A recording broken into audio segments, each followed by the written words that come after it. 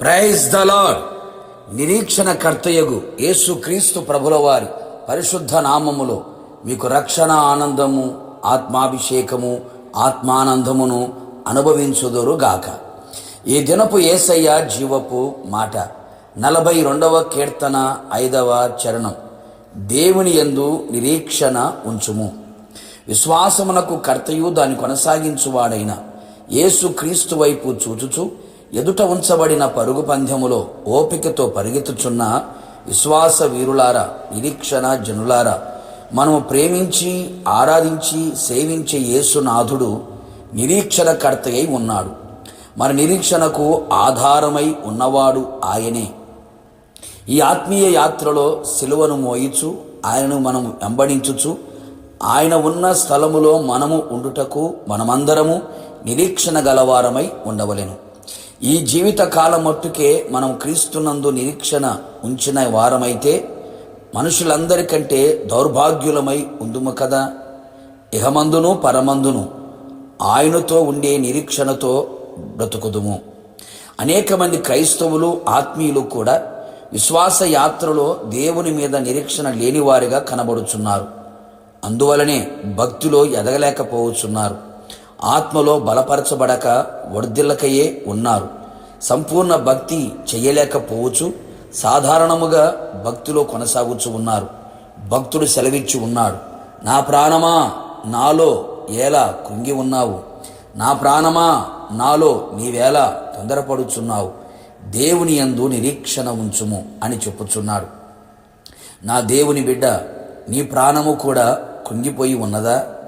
తొందరపడుచున్నదా? నీలో కరిగిపోవచ్చున్నదా? దేవుని మీద నిరీక్షణ లేకయే కదా. ఆలోచించుము. నీ జీవితంలో ఎదురైన పరిస్థితులలో నిన్ను కృంగదీసి ఉన్నాయా? ఏ పరిస్థితులలో ఓడిపోయి అపజయములతో ఉన్నావు?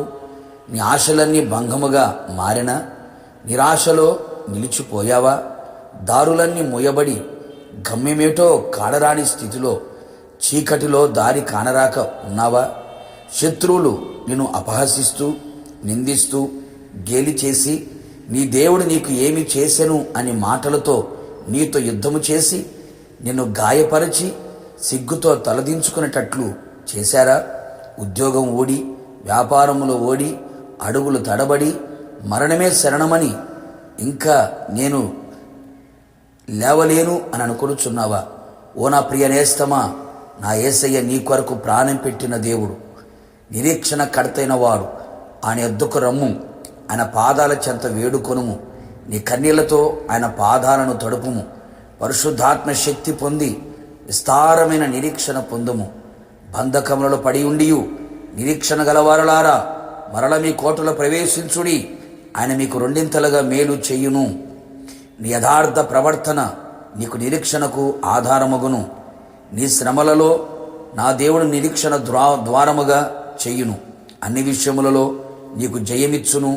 ఆనందమును, ఆశీర్వాదమును, ఆరోగ్యమును, విజయమును నీకు కలుగు చేయును. ఆయన ఆగమమునకు నిన్ను సిద్ధపరచును.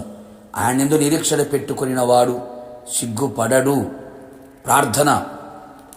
పరిశుద్ధతలో మహనీయుడైన యేసయ్య, నీ పరిశుద్ధమైన పాదములకి కృతజ్ఞతాస్తుతులు చెల్లించుచు ఉన్నాం.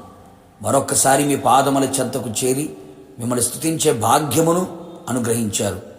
ఇప్పటికే అనేక మంది జీవితాల్లో కృంగిపోయిన వారిగా, తొందర పడుచున్న వారిగా, కరిగిపోయిన వారిగా కనబడుతూ ఉండగా వారిని యందు నిరీక్షణ ఉంచున్నట్లుగా మరొక్కసారి మీ మాటలు మాకు ధైర్యాన్ని కలుగు చేశాయి. నిరీక్షణ కోల్పోయిన జనమునకు మరలా నిరీక్షణ కర్తగా మీరు నిలిచి ఉండి వారికి తోడుగా ఉండి వారిలో విస్తారమైన నిరీక్షణ కలుగునట్లుగా మీ ఆత్మశక్తితో నింపండి ప్రభా. మీకు స్తోత్రం. బంధకముల పడి ఉండి నిరీక్షణ కలిగిన వారలారా, మరల మీ కోటలో ప్రవేశించుడి, మీకు రెండింతల మేలు చేయుదురని వాగ్దానం చేశారు. నీ ప్రజలందరికీ రెండింతలుగా మేలు కలుగు చేసి నిరీక్షణకు ఆధారముగా మారి గొప్ప విజయాన్ని కలుగు చేయమని యేసు నామములో అడిగి పొందుకున్నాము తండ్రి, ఆమెన్. నిశ్చయముగా మీకును మీ కుటుంబ సభ్యులందరికీ ఆయన నిరీక్షణ కర్తగా తోడుగా ఉండును గాక. God bless you.